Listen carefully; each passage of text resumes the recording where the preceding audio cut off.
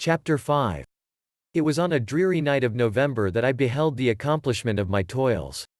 With an anxiety that almost amounted to agony, I collected the instruments of life around me, that I might infuse a spark of being into the lifeless thing that lay at my feet. It was already 1 in the morning. The rain pattered dismally against the panes, and my candle was nearly burnt out, when, by the glimmer of the half-extinguished light, I saw the dull yellow eye of the creature open. It breathed hard, and a convulsive motion agitated its limbs. How can I describe my emotions at this catastrophe, or how delineate the wretch whom with such infinite pains and care I had endeavored to form? His limbs were in proportion, and I had selected his features as beautiful. Beautiful! Great God! His yellow skin scarcely covered the work of muscles and arteries beneath. His hair was of a lustrous black, and flowing. His teeth of a pearly whiteness. But these luxuriances only formed a more horrid contrast with his watery eyes, that seemed almost of the same color as the dun-white sockets in which they were set, his shriveled complexion and straight black lips. The different accidents of life are not so changeable as the feelings of human nature. I had worked hard for nearly 2 years, for the sole purpose of infusing life into an inanimate body. For this I had deprived myself of rest and health. I had desired it with an ardor that far exceeded moderation. But now that I had finished, the beauty of the dream vanished, and breathless horror and disgust filled my heart. Unable to endure the aspect of the being I had created, I rushed out of the room and continued a long time traversing my bedchamber, unable to compose my mind to sleep. At length lassitude succeeded to the tumult I had before endured, and I threw myself on the bed in my clothes, endeavoring to seek a few moments of forgetfulness. But it was in vain. I slept, indeed, but I was disturbed by the wildest dreams. I thought I saw Elizabeth, in the bloom of health, walking in the streets of Ingolstadt. Delighted and surprised, I embraced her, but as I imprinted the first kiss on her lips, they became livid with the hue of death. Her features appeared to change, and I thought that I held the corpse of my dead mother in my arms. A shroud enveloped her form, and I saw the grave worms crawling in the folds of the flannel. I started from my sleep with horror. A cold dew covered my forehead, my teeth chattered, and every limb became convulsed. When, by the dim and yellow light of the moon, as it forced its way through the window shutters, I beheld the wretch, the miserable monster whom I had created. He held up the curtain of the bed, and his eyes, if eyes they may be called, were fixed on me. His jaws opened, and he muttered some inarticulate sounds, while a grin wrinkled his cheeks. He might have spoken, but I did not hear. One hand was stretched out, seemingly to detain me, but I escaped and rushed downstairs. I took refuge in the courtyard belonging to the house which I inhabited, where I remained during the rest of the night, walking up and down in the greatest agitation, listening attentively, catching and fearing each sound as if it were to announce the approach of the demoniacal corpse to which I had so miserably given life. Oh! No mortal could support the horror of that countenance. A mummy again endued with animation could not be so hideous as that wretch. I had gazed on him while unfinished. He was ugly then, but when those muscles and joints were rendered capable of motion, it became a thing such as even Dante could not have conceived. I passed the night wretchedly. Sometimes my pulse beat so quickly and hardly that I felt the palpitation of every artery. At others, I nearly sank to the ground through languor and extreme weakness. Mingled with this horror, I felt the bitterness of disappointment. Dreams that had been my food and pleasant rest for so long a space were now become a hell to me. And the change was so rapid, the overthrow so complete. Morning, dismal and wet, at length dawned and discovered to my sleepless and aching eyes the church of Ingolstadt, its white steeple and clock, which indicated the 6th hour. The porter opened the gates of the court, which had that night been my asylum, and I issued into the streets, pacing them with quick steps, as if I sought to avoid the wretch whom I feared every turning of the street would present to my view. I did not dare return to the apartment which I inhabited, but felt impelled to hurry on, although drenched by the rain which poured from a black and comfortless sky. I continued walking in this manner for some time, endeavoring by bodily exercise to ease the load that weighed upon my mind. I traversed the streets without any clear conception of where I was or what I was doing. My heart palpitated in the sickness of fear, and I hurried on with irregular steps, not daring to look about me. Like one who, on a lonely road, doth walk in fear and dread, and, having once turned round, walks on, and turns no more his head, because he knows a frightful fiend doth close behind him tread. Coleridge's Ancient Mariner. Continuing thus, I came at length opposite to the inn at which the various diligences and carriages usually stopped. Here I paused, I knew not why, but I remained some minutes with my eyes fixed on a coach that was coming towards me from the other end of the street. As it drew nearer I observed that it was the Swiss diligence. It stopped just where I was standing, and on the door being opened, I perceived Henry Clerval, who, on seeing me, instantly sprung out. "My dear Frankenstein," exclaimed he, "how glad I am to see you! How fortunate that you should be here at the very moment of my alighting." Nothing could equal my delight on seeing Clerval.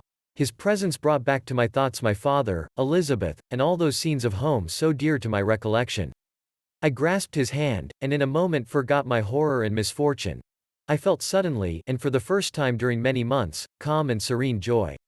I welcomed my friend, therefore, in the most cordial manner, and we walked towards my college. Clerval continued talking for some time about our mutual friends and his own good fortune in being permitted to come to Ingolstadt.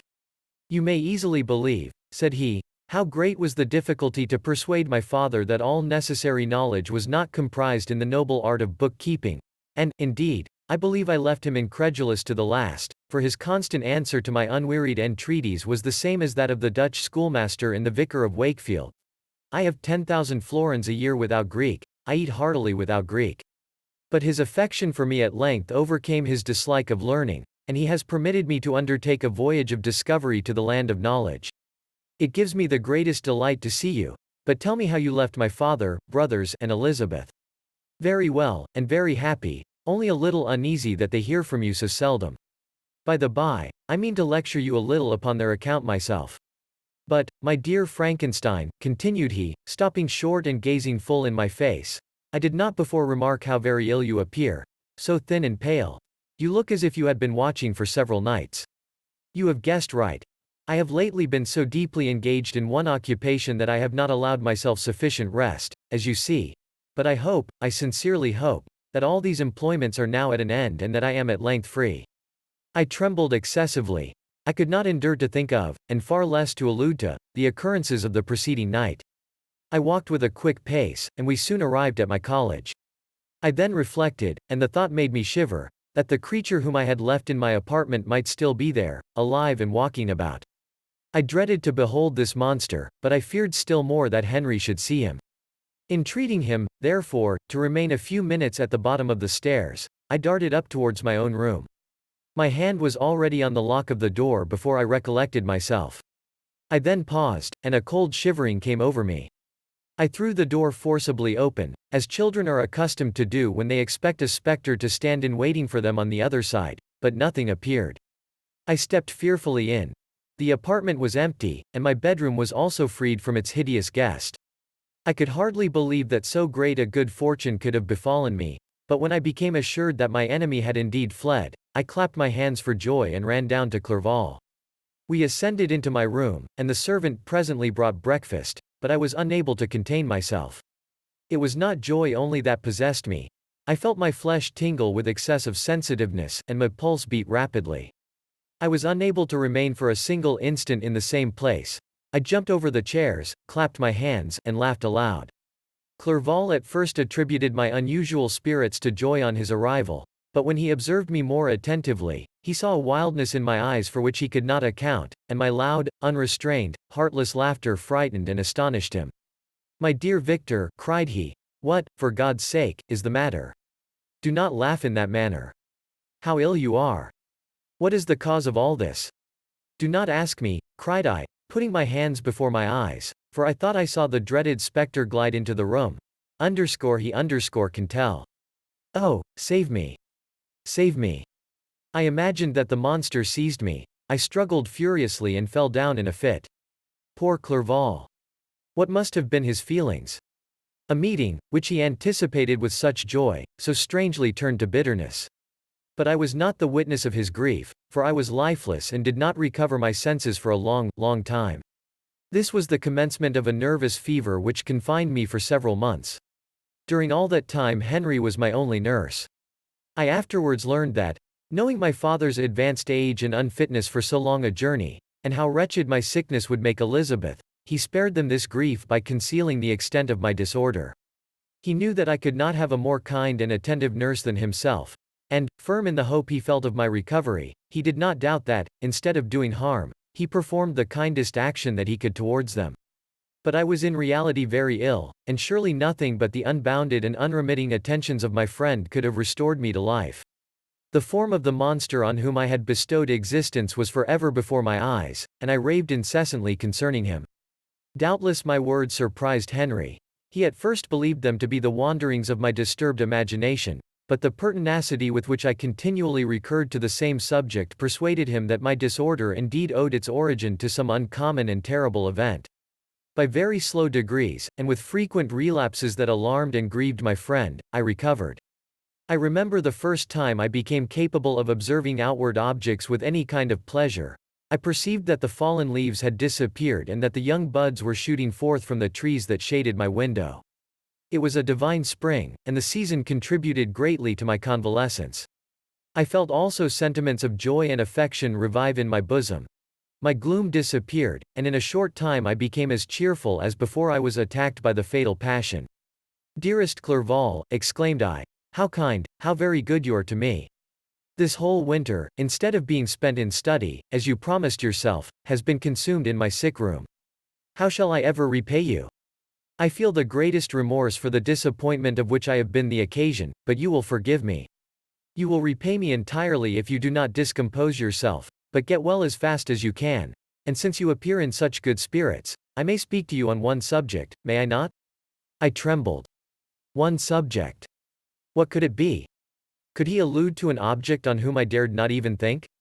"Compose yourself," said Clerval, who observed my change of color. "I will not mention it if it agitates you. But your father and cousin would be very happy if they received a letter from you in your own handwriting. They hardly know how ill you have been and are uneasy at your long silence. Is that all, my dear Henry? How could you suppose that my first thought would not fly towards those dear, dear friends whom I love and who are so deserving of my love? If this is your present temper, my friend, you will perhaps be glad to see a letter that has been lying here some days for you. It is from your cousin, I believe.